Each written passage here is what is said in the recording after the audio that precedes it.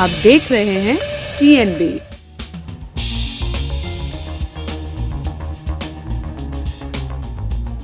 त्रिपुरा में हिंसा की अफवाह को लेकर 2 हफ्ते बाद शुक्रवार को महाराष्ट्र के 3 शहर अमरावती, नांदेड़ और मालेगांव में हिंसा, आगजनी और तोड़फोड़ हुई।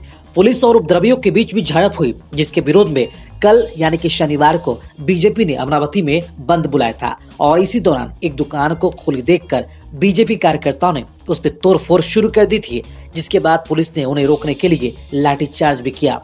अमरावती में 4 दिन का कर्फ्यू लगा है, इंटरनेट सेवा बंद कर दी गई है। फिलहाल पुलिस का दावा है कि अभी मालेगांव और नांदेड़ दोनों जगहों पर हालात तनावपूर्ण है, लेकिन कंट्रोल में है। त्रिपुरा हिंसा के विरोध में लगातार दूसरे दिन भी महाराष्ट्र के अमरावती में तनाव रहा। अमरावती में दोबारा तोड़फोड़ के साथ ही दुकानों में भी आग लगा दी गई।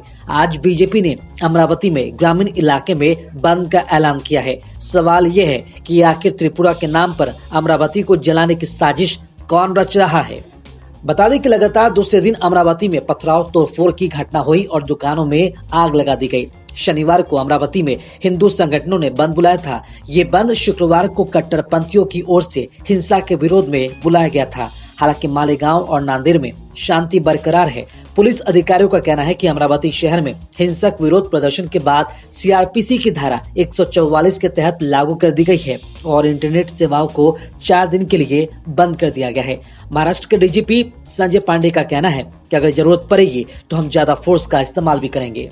इस बीच बीजेपी ने महाराष्ट्र के इस्लामिक संस्था रजा अकादमी पर दंगे भड़काने का आरोप लगा दिया है। उसके खिलाफ FIR भी दर्ज की गई है। नासिक के SP सचिन पाटिल ने कहा कि हमने अब तक 5 FIR दर्ज की है, जिसमें रजा अकेडमी और दूसरे आयोजकों सहित तोड़फोड़ करने वाले भी शामिल हैं। इस मामले में अब तक 10 लोग हिरासत में लिए जा चुके हैं।